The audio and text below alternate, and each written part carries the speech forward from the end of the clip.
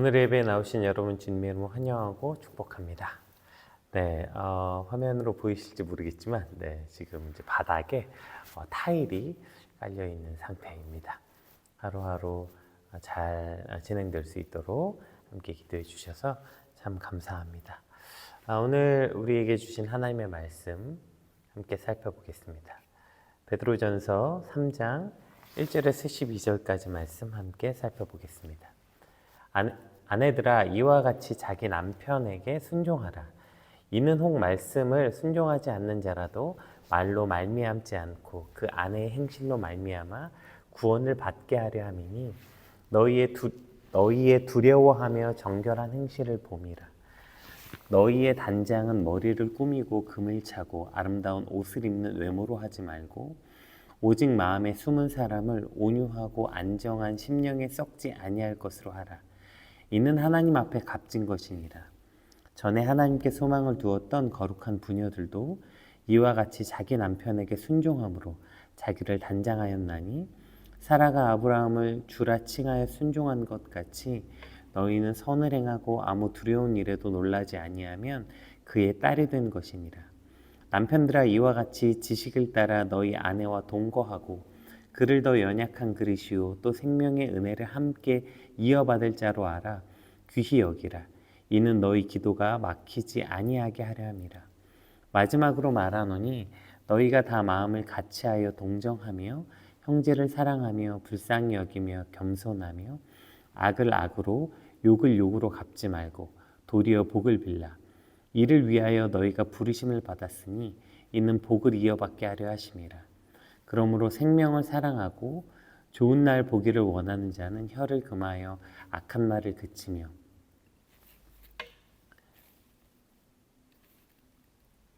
그 입술로 거짓을 말하지 말고 악에서 떠나 선을 행하고 화평을 구하며 그것을 따르라.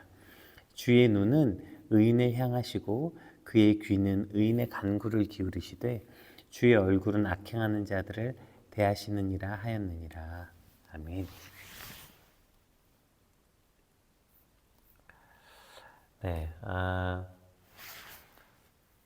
이제 어제 우리에게 주신 말씀은 그 사회 전반에 걸친 그리스도인의 삶의 태도, 즉 우리의 선함을 보고 하나님께 영광을 돌리게 하라. 또 우리의 선행으로 어리석은 사람들의 무식한 말을 막으라고 하셨던 그 말씀의 연장선상에서 오늘 말씀이 주어지고 있습니다. 우리 1절 한번 같이 읽어볼게요. 아내들아 이와 같이 자기 남편에게 순종하라. 이는 혹 말씀을 순종하지 않는 자라도 말로 말미암지 않고 그 아내의 행실로 말미암아 구원을 받게 하려 함이니. 아내들아 이와 같이 이렇게 시작합니다. 여기서 이와 같이는 우리가 2장에 보았던 그 말씀이죠. 그러니까 아내들아 남편에게 순종하라. 이것은 어제 그 권위자들과 그 이제 위정자들에게 순종하라고 했던 말씀의 그 동일한 원리인 거예요. 남편이 존경받을 만하고 사랑받을 만하고 신뢰할 만하고 순종할 만해서 순종하는 것이 아니라 그것이 하나님의 창조의 질서 안에 있고 가정의 역할이기 때문에 순종하는 것이 마땅하고 또 그것이 개인적 믿음과 경건의 범위였다면 더 나아가서 오늘 본문도 동일하게 그러한 순종을 통해 하나님의 영광이 이르게 된다. 하나님께 영광을 돌릴 수 있다. 그것을 통해 구원을 얻을 수 있게 된다. 이 말을 하고 있는 것이죠. 아내들의 이러한 순종하는 모습을 통해 말씀을 알지 못하는 자들이라도 그 아내의 행실로 말미암아 구원을 받게 한다. 어제 우리가 함께 살펴보았던 너희의 선한 행실로 어리석은 자들의 말을 그치게 하라고 하신 말씀이 그대로 이제 가정에 적용되는 것입니다. 당시 소아시아 지역의 교회가 이 부부간의 질서의 문제가 굉장히 큰 문제였다고 해요.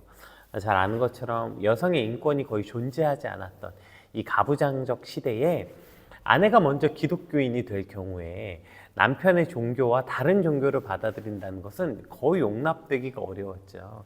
그로 인해서 많은 아내들이 남편의 핍박 가운데 있었다는 거죠. 가뜩이나 그리스도인이라는 것 자체가 그 세상에서 오는 핍박도 너무 심한데 이 핍박이 가정 가운데서도 있었다는 거예요. 따라서 지금 베드로전서는 이러한 핍박 가운데 있을 때 그리스도인들이 세상에 대하여 선한 행실로 그들의 어리석은 말을 그치게 하고 하나님의 아름다움이 선포되게 하라는 것과 마찬가지로 가정에서도 똑같이 그렇게 되라는 거예요.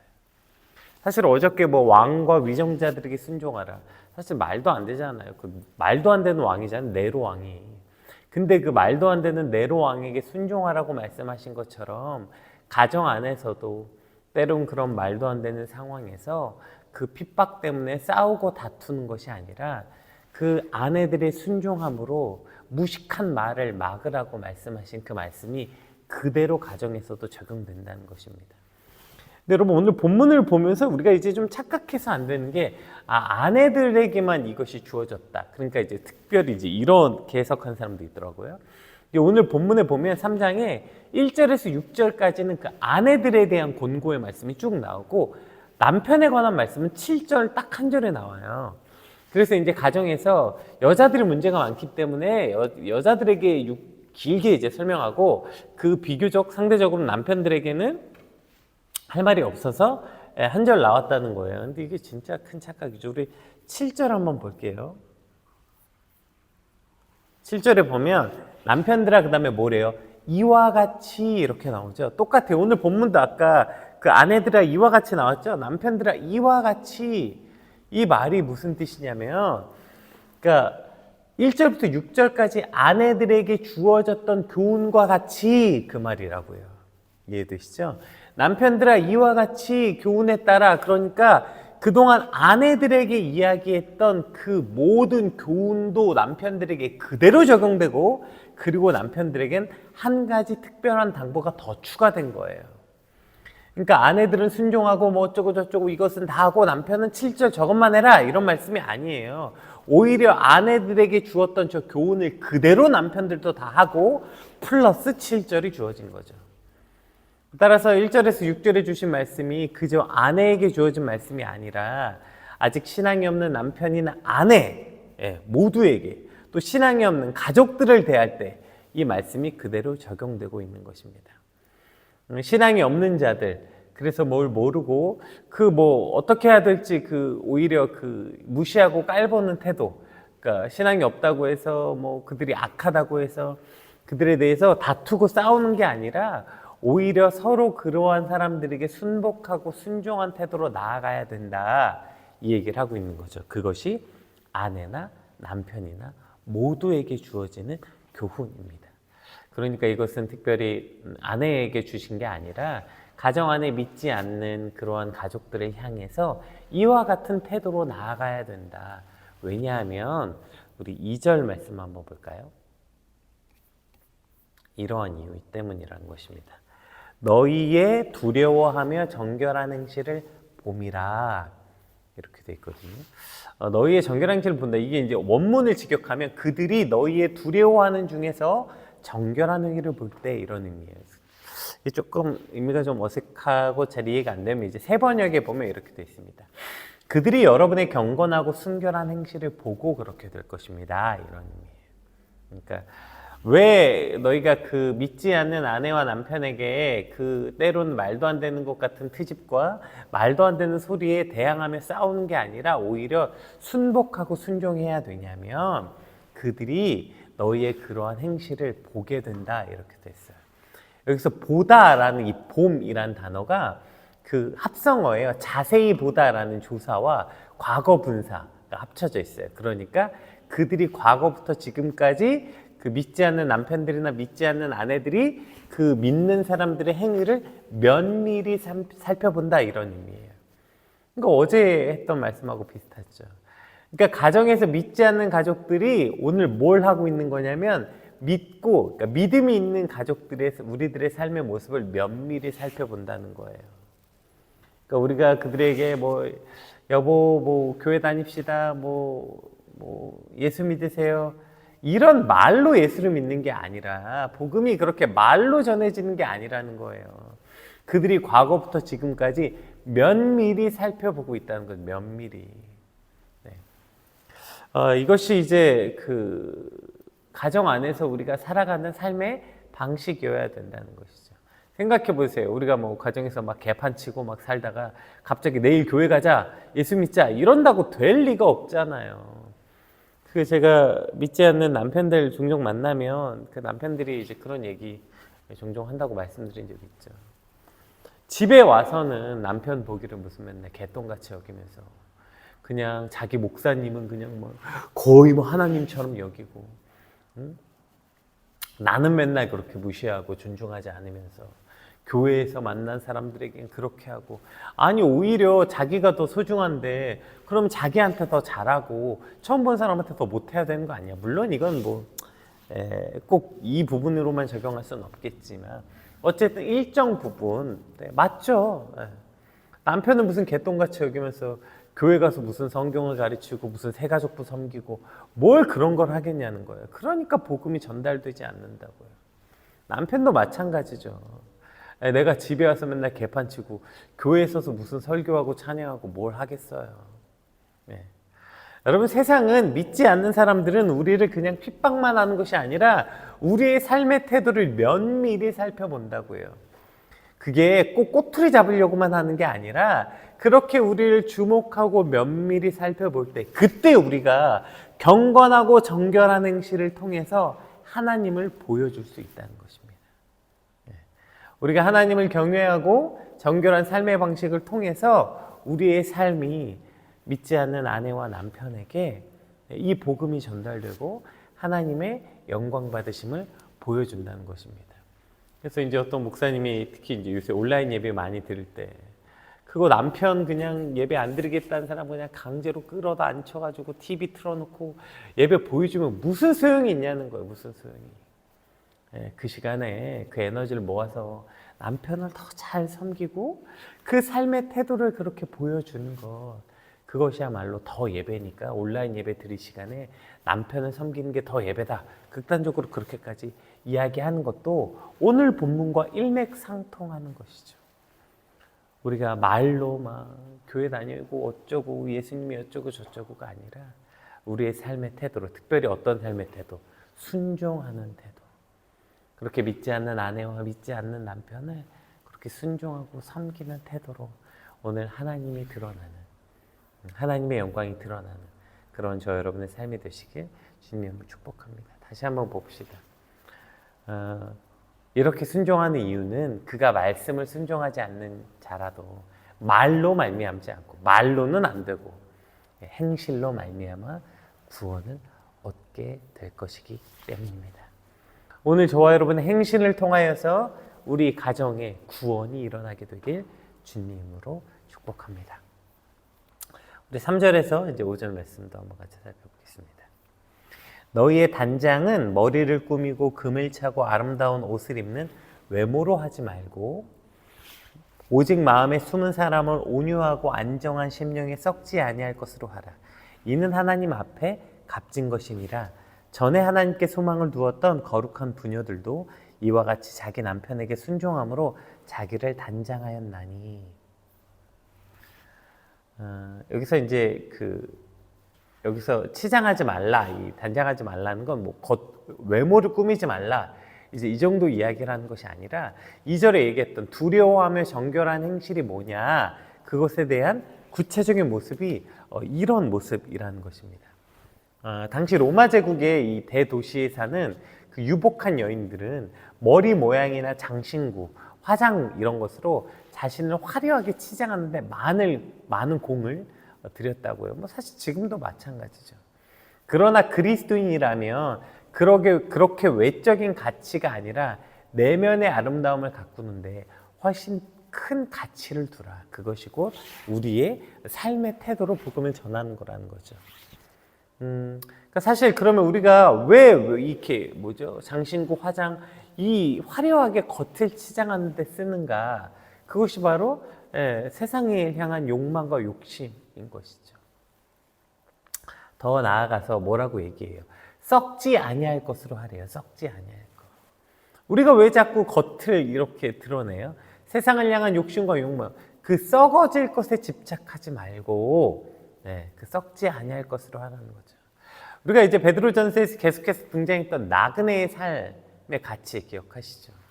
나그네가 자꾸 이 땅에서 썩어질 것에 가치를 두지 말라고 얘기했던 것과 같은 말입니다. 우리가 맨날 가정에서 그렇게 뭐 말로는 어쩌고 저쩌고 해놓고 맨날 그렇게 세상의 욕심과 욕망, 썩어질 것에 가치를 두면서 무슨 복음을 전하겠어요? 생각해 보세요. 그걸로 무슨 복음이 전달되겠어요? 아내와 남편에게 복음이 최고다, 멋진다 말해놓고 그렇게 맨날 세속적으로 돈거리고 집에서 맨날 돈 못 벌어온다고 바가지 긁고 돈이 없다고 맨날 돈 타령하고 이렇게 살아간다면 그 우리의 썩어질 것에 대한 가치를 가지면서 썩지 아니할 진리를 어떻게 드러내겠냐고요. 따라서 욕심과 욕망에 눈이 멀면 절대로 복음을 전할 수 없습니다. 또 그러한 의미에서 여러분 가정에서 요새 뭐 이건 꼭 여성의 문제는 아니죠. 여자나 남편이나 마찬가지죠. 그래서 여러분 이 사치의 문제는 우리가 썩어질 것에 대한 집착에 대한 증거이기 때문에 여러분 자꾸 그 사치에 대해서 그냥 이건 뭐라고 해야 되죠? 나쁜 습관 정도의 문제가 아닙니다. 우리가 썩지 아니할 것에 대해서 우리의 마음이 온전해진다면 당연히 사치할 수 없게 되는 거죠. 그 겉을 꾸미는 것에 왜 집착하겠냐고요. 우리 안에 내면을 꾸미는 것에 대해서는 전혀 관심이 없고 겉에 대해서 집착하는 것, 이것이 바로 썩어질 것에 대해서 우리가 집착하기 때문이에요. 그럼 그래서 그리스도인들은 사치하면 안 되는 거예요. 그 썩어질 것에 대해서 그렇게 가치를 두면 안 된다고요. 말은 복음이 가장 소중하다고 말하면서 돈과 성공에 목매일 때 가정에 복음이 전달되겠습니까? 자녀들에게 맨날 복음이 가장 중요하다, 하나님이 중요하다 말해놓고 맨날 성공해야 된다, 좋은 대학 가야 된다, 좋은 직업 얻어야 된다. 특히 이제 결혼 앞둔 자녀들에게 결혼할 사람이 그래서 돈이 얼마이냐, 그 집안이 뭐 하는 집안이냐, 그 집안의 부모님의 직업은 뭐냐, 이렇게 해서 무슨 복음이 전달되겠어요?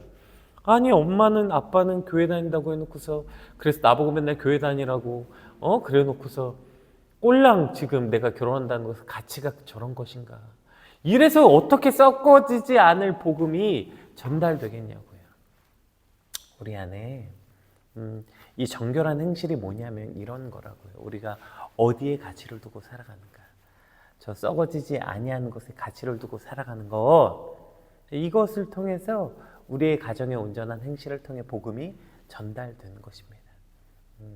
썩지 아니할 복음을 가장 소중하고 값진 것으로 여김으로 오늘 우리 가정에 또 한 번 주의 복음이 온전히 선포되길 주님의 이름으로 축복합니다. 자, 이제 여기까지가 이제 그동안 이제 아내와 남편 모두에게 적용된 문제라고 아까 얘기했잖아요. 6절, 7절은 이제 조금 특별한, 6절은 특별히 이제 아내에게 적용되는 거, 7절은 그 중에서 특별히 남자의 특성에 맞춰서 적용되는 부분. 그러니까 6절, 7절은 각각의 특성에 맞춰서 적용되는 말씀이라고 보면 좋을 것 같아요. 우리 6절 먼저 한번 볼게요. 사라가 아브라함을 주라칭하여 순종한 것 같이 너희는 선을 행하고 아무 두려운 일에도 놀라지 아니하면 그의 딸이 된 것이니라. 그러니까 지금 이 6절은 남편이 그렇게 복종하고 순종할 만한 행동을 해서 그만한 인격을 가지고 그럴 만한 인간이라서 하는 게 아니라 순종해라. 그것을 통해서 복음이 전파될 거다. 근데 이 아브라함이 이제 사라가 아브라함을 주라만 마이 로드, 그러니까 그를 거의 자기 주인으로 섬기고 자기 종같이 낮췄다 이 얘기한 거죠. 그러니까 남편은 그 정도로 섬겼다는 거죠. 순종하고. 근데 여기서 이제 이것을 그럼 좀 바꿔볼게요. 순종하다 이 말을 지금 말로 바꾸면 뭐가 될까요? 이것을 리스펙. 남편을 존중하라는 거예요. 존중. 그 완전한 여성이라는 책을 쓴 그 마라벨 몰간이라는 작가가 있는데요. 이분 책에 이렇게 써 있더라고요. 자신의 성격이 매우 공격적이었대요. 그래서 이제 매사에 남편과 자녀에게 조금 그 여러 가지 많은 잔소리들, 예를 들어 자녀들에겐 늘 옷을 치워라, 숙제해라는 등 잔소리를 했고, 남편에겐 습관처럼 집에 들어오면 청소해라, 어머니에게 전화해라 등 잔소리를 해왔대요. 근데 어느 날 이제 자기가 또 그런 잔소리를 했더니 남편이 참다 못해 나는 당신의 남편이요 라고 이제 소리를 쳤다는 거예요. 당신이 오늘 나에게 쓰레기를 내다 버리란 말을 6번이나 했는데 나는 당신이 그 잔소리를 멈출 때까지 일부러 어떤 일도 하지 않겠소 라고 말했대요. 그 말을 듣고 이제 이분이 이제 정신이 번쩍 차려졌대요. 그러면서 남편이 가정이라는 왕궁에서 왕 노릇하지 못하고 종과 노예로 살게 했구나, 이런 생각이 들었다는 것입니다. 그래서 그 이후로부터 일체 잔소리를 하지 않았더니 오히려 남편은 뭐 쓰레기가 말끔히 치워져 있는 것은 물론이거니와 그 외에 다른 가정일에도 훨씬 더 성실하고 열심히 하는 남편을 보게 되었다. 이제 이런 책의 한 대목이 있어요. 이게 그러니까 남자에 대한 특성이라는 거, 이게. 근데 특별히 이제 혹시 오해 소지가 있겠지만, 저를 좀 잘 아시는 분은 아시겠지만, 저는 남편이 아기 키우고 빨래하고 요리하고 설거지하는 거, 저는 이거 주로 남자가 더 많이 해야 된다고 생각하는 사람 중에 한 명입니다. 실제로 저도 그렇게 살았고요. 그런데 그렇다고 해서 남편이 집안에서 그런 취급을 받아서는 안 된다고요. 남편이 집에 와서 종처럼 노예처럼 부려져서는 안 된다고요. 그것이 하나님의 섭리가 아니라고요. 남편이 아내를 위해서, 가정을 위해서 열심히 직장 생활하고 집에 들어와서 또 청소하고 빨래하고 밥하는 거 아무 문제 없습니다. 하면 왜 안 됩니까? No problem. 오히려 더 해야 돼요. 남편이 세력이 더 있으니까요. 할 수 있어요. 저는 그렇게 해야 된다고 생각해요. 모든 남편들이. 그런데 그것을 아내가 당연히 여기고 남편을 그렇게 종부리듯 부려서는 안 된다는 거예요. 그것이 하나님의 섭리가 아니라는 거예요. 왜요? 남편은 존중받고 존경받을 때 사랑받는다는 느낌을 받기 때문이에요. 그런데 그렇게 아내가 저렇게 남편을 종과 노예처럼 부리게 된다면 남편은 집에서 살아갈 모든 동력을 잃어버려요. 아까 저 예중에 그런 말이 있었죠. 당신이 오늘 나에게 쓰레기를 내다 버리란 말을 6번이나 했다. 나는 당신이 그 소리를 멈출 때까지 아무것도 하지 않겠다. 이게 남자라고요. 네. 저런 식으로 남편을 부리고 명령하고 이렇게 해서 남편을, 이런 표현이 맞을지 모르겠지만, 부릴 수 없어요. 진짜 남편을 부리려면 오늘 사라처럼 남편을 왕처럼 대해줘야 된다고요. 네. 그러니까 왕처럼 대한다는 것은 그렇게, 왜 내가 그렇게 해야 돼? 이게 되게 어리석은 말이에요. 그리고 이제 7절에 보면 그러한 것을 통해서 남편은 어떻게 또 아내를 대해야 되는지가 나오죠. 아내가 남편을 왕처럼 대해준다고 해서 남편이 왕이 되는 건 아니에요. 다만 그러한 태도를 통해서 남편이 이 가정에서 내가 사랑받고 있구나, 이 가정에서 내가 할 일이 있구나, 이것을 깨닫게 된다고요. 요즘에 불륜에 대해서 이제 굉장히 많이 나오는데, 예전에는 남자들이 젊고 예쁜 여자들하고 바람이 많이 났대요. 근데 요즘에 불륜들이 조금 바뀌었대요. 추세가. 어떤 추세로 바뀌었냐면, 조금 나이 있고 전문 직업을 가진 여성들과 불륜을 저지르는 경우가 많다, 뭐 이런 통계들이 나왔대요. 왜 그런가 봤더니 이것 때문이에요. 가정에서는 맨날 자기를 종부리듯, 자기를 무슨 돈 벌어오는 기계처럼 여기는데, 누군가 나를 존중하고 존경해 주는데 흔들리는 거예요. 왜냐하면 그것이 남자가 사랑받는 방법이기 때문에. 그렇게 아내들은 남편들을, 아무 의미 없어요. 남편에게 들어오자마자 남편에게 너 들어왔으니까 빨리 애 봐라, 설거지해라, 빨래해라, 온갖 이야기 다 하면서 저녁 때 와서 여보 사랑해요, 이딴 말 한다고 남자는 사랑받는다고 느낌 조금도 들지 않아요. 오자마자 남편 밥 해준답시고, 내가 너 위해서 퇴근하면 이렇게 열심히 밥 해주고 있는데 넌 뭐하냐, 나 밥하는 동안 넌 가서 빨래해라, 나 밥하는 동안 넌 가서 애기 봐라, 나 밥하는 동안 넌 청소해라. 차라리 밥을 하지 마세요. 그냥 시켜 드세요. 시켜서. 남편은 아내가 남편 위해서 밥 해준다고 해서 사랑받는다는 느낌 받는 거 아니에요. 그냥 아무것도 안 해주더라도 집에 돌아온 남편을 향해 존경과 존중. 오늘 나갔다 일하느라고 얼마나 고생했냐, 너무 수고했다, 존중하고 존경하고, 힘든데 잠깐 쉬어라, 이런 어떤 그 존중받는 것, 이것이 남편이 사랑받는다는 언어를 갖게 된다. 그러면 또 아내는 어떠한가 봅시다. 7절, 이제 남편들이 해야 되는 일이에요. 남편들아 이와 같이 지식을 따라 너희 아내와 동거하고 그를 더 연약한 그릇이요 또 생명의 은혜를 함께 이어받을 자로 알아. 귀히 여기라. 이는 너희 기도가 막히지 아니하게 하려 함이라. 아까 설명했듯이 이 당시에 이 남편들이 아내를 향한 그 어떤 인권들이 정말 밑바닥이었잖아요. 그리고 여러 철을 두기도 했고요. 그러니까 어떻게 말하냐면 남편들아 이와 같이 지식에 따라 아내와 동거하고 아내와 함께 살라는 거예요. 너희 아내를. 근데 또 이 여자 저 여자하고 하느라고 아내를 버려두지 말라는 거죠. 그리고 어떻게 여기래요? 더 연약한 그릇처럼 여기고 그가 너희의 생명을 함께 받을 자로 귀히 여겨라. 이게 핵심이 귀히. 그를 연약한 그릇으로 귀히 여겨라. 이게 핵심이죠. 그러니까 남편들이 아내들을 함부로 대했다고요. 함부로.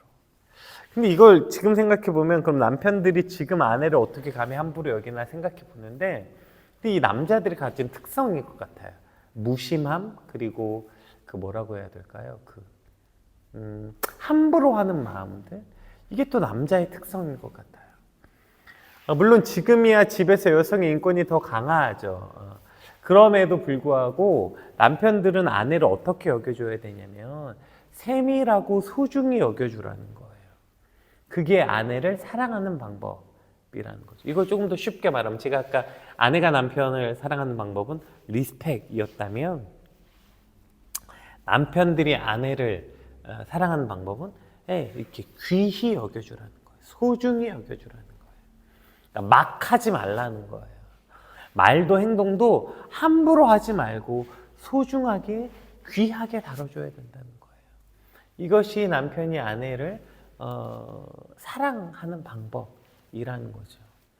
근데 너무 쉽게 막 할 때가 많죠. 남편들이 집에 와서 자기는 별 생각 없이 말하고 별 생각 없이 그냥 막 함부로 하는 태도들. 특히 그런 말 많이 하잖아요. 남편들이 집에 와서 내가 바깥에서 하루 종일 그렇게 눈치 보고 뭐 했는데 내가 내 집에 와서 내 마음대로도 못하냐고. 네, 내 마음대로 하면 안 돼요. 함부로 하면 안 된다고요. 집에 와서 왜요? 내 아내가 더 연약한 그릇인 것처럼 소중히 다루라고요. 깨질 것처럼 그렇게 소중하게 귀하게 다뤄줄 때 아내는 거기서 사랑받는다는 느낌을 받는다고요. 이것이 남편이 아내가 남편을 사랑하는 방식이라는 거예요. 말도 행동도 그렇게 더 소중하고 귀하게 여겨줘야 돼요. 당신이 나에게 얼마나 귀한 존재인 것을 느끼고 소중하게 다룰 때 이것이 그 남편과 아내가 서로를 사랑하는 방법이라는 것이죠. 결혼인지 어떻게, 그런 말 어떻게 해. 남사스러워서 부끄러워서 어떻게 해. 그래도 하는 것. 이것이 당연히 남편이 아내에게 마땅히 해야 될 것을. 당신은 내게 참 귀한 존재인 것을 깨달을 수 있도록 상대방이 느낄 수 있도록 해주는 것. 이것이 아주 중요한 일입니다.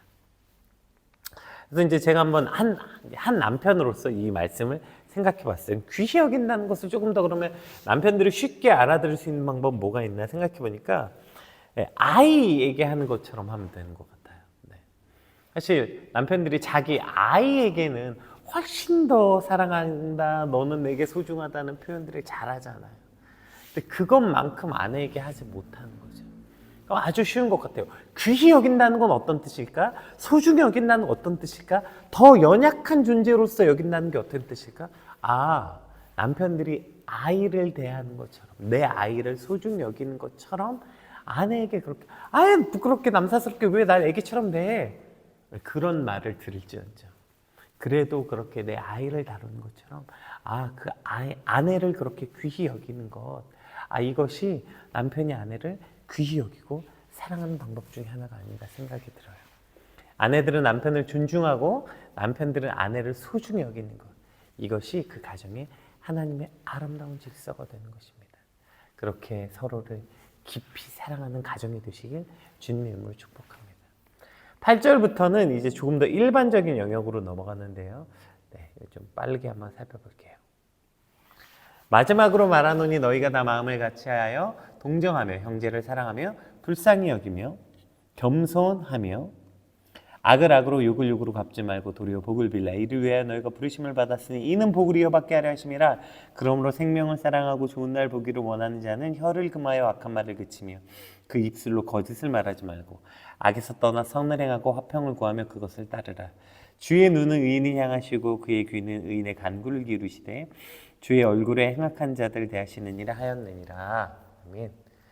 이제 마지막 절은 이제 그 시편 말씀을 인용하면서 시편 34편 말씀을 이제 인용하면서 끝을 맺고 있습니다. 이제 여기서는 조금 더 뭐라고 해야 되죠? 이 영역에 대해서 조금 더 넓게 말하고 있는 거예요. 그러니까 지금까지는 가정에 관한 이야기였다면 이제 성도들이 기억해야 되는 일반적인 권면의 말씀. 그러니까 지금까지는 아내나 남편, 사환, 왕 이런 것들이었다면 이제 조금 더 일반적인 우리가 말하는 특별히 교회나 공동체나 직장이나 조금 더 일반적인 총론이라고 말할 수 있을 것 같아요. 오늘 이제 좀 짧게 이걸 좀 좁혀보면 이런 것 같아요. 그러니까 이걸 요약해 보면 우리가 형제를 어떻게 해야 되냐면 형제를 사랑하고 불쌍히 여기며 겸손히 여겨라. 악을 악으로 갚지만 이 부분 이제 어저께 우리가 충분히 살펴봤으니까. 그러니까 두 가지인 것이죠. 우리가 지금 이 형제를 사랑해라. 어떻게 형제를 사랑하는 게 어떤 거래요? 네, 그를 불쌍히 여기며 겸손히 여겨라. 이것을 뒤집어 보면 그리스도께서 너희에게 하신 것처럼 해라 이런 뜻인 것 같아요. 그러니까 그 형제를 긍휼히 여겨라. 어떻게? 그리스도께서 우리를 긍휼히 여기신 것처럼. 그러니까 우리가 형제를 사랑하는 방법에 대해서 두 가지인 것 같아요. 긍휼히 여겨라. 두 번째, 악한 말과 거짓을 그쳐라.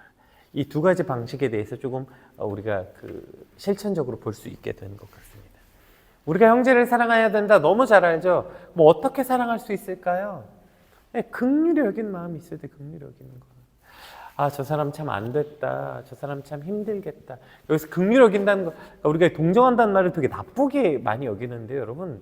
긍휼히 여긴다는, 동정한다는 마음은 아주 좋은 말이에요. 우리는 누구나 다 동정받아야 돼요. 우리는 긍휼히 여김 없이 살 수 없는 존재예요. 왜냐면 그럼 다 죽었을 거예요.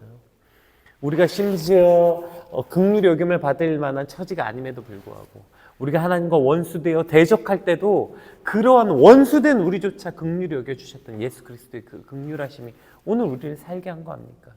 죄악에 뒹굴르고 있을 때도 너 죄졌으니까 죽어야 돼가 아니라 저 죄 가운데 굴르는 너는 얼마나 힘들겠니?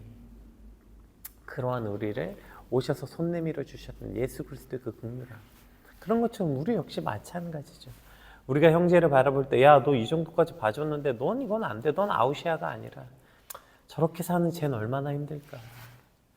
아유, 저렇게 하는 쟤는 또 얼마나 나름 지 인생이 어려울까. 그를 긍휼히 여길 줄 아는 마음. 이것이 곧 형제를 사랑하는 마음이라는 것입니다. 그가 긍휼히 여김 받을 만한 자격이 있는 사람은 긍휼히 여기는 게 뭘 긍휼히 여기는 거겠어요. 근데 우리가 늘 내 입장에서 생각하니까 상대방은 긍휼히 못 여겨요. 내 입장에서는 난 이만큼 봐줬어. 내 입장에서 네가 뭐가 힘들어? 내가 더 힘들지. 절대로 우리는 누굴 긍휼히 여길 수 없습니다. 그러나 그리스도의 긍휼함을 얻은 우리는 누구도 그 형제도 우리가 긍휼히 여길 줄 알아야 돼요. 그러려면 당연히 우리가 겸손해야 되는 태도가 있어야 누굴 긍휼히 여길 수 있겠죠. 그 사람을 나보다 더 낫게 여기고 나은 사람이라고 여길 때 우리는 긍휼히 여길 수 있는 거예요. 오늘 우리 주변에 있는 특별히 같은 공동체에 있는 사람들, 또 직장에서 만나는 사람들, 그 사람들 향해서 늘 불평과 불만을 쏟아내지 말고 긍휼히 여기는 것, 이것이 선을 행하는 거라니까요. 그 사람이 긍휼히 여김을 받을 만한 사람, 자격 있는 사람들, 아까 계속 얘기했잖아.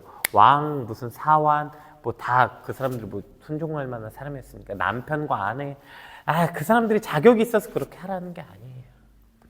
자격이 없는 자일지라도 그들을 긍휼히 여기는 게 곧 오늘 하나님의 명령이기 때문에 그들이 긍휼히 여기고 불쌍히 여긴 마음, 그리고 특별히 그들에게 이 악한 말을 하지 않는 것.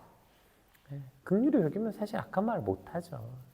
우리 입술에서 그 긍휼히 여김으로 그 상대방을 향해 제발 불평과 불만, 또 악한 말이 좀 그쳐지고 긍휼히 여기게 되시길 주님을 축복합니다.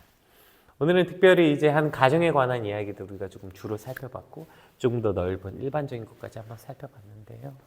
오늘 우리에게 주신 이 말씀 정말 아내는 아내로서 남편은 남편으로서 또 우리의 그 가정에서 선한 행실로서 믿지 않는 가정에게 또 구원이 이루어지고 또 믿지 않는 우리의 일반 형제들에게도 하나님의 은혜를 넘치게 하는 그러한 우리의 삶이 되게 해달라고 특별히 또 우리 가정을 위해서 같이 기도했으면 좋겠습니다. 기도합시다.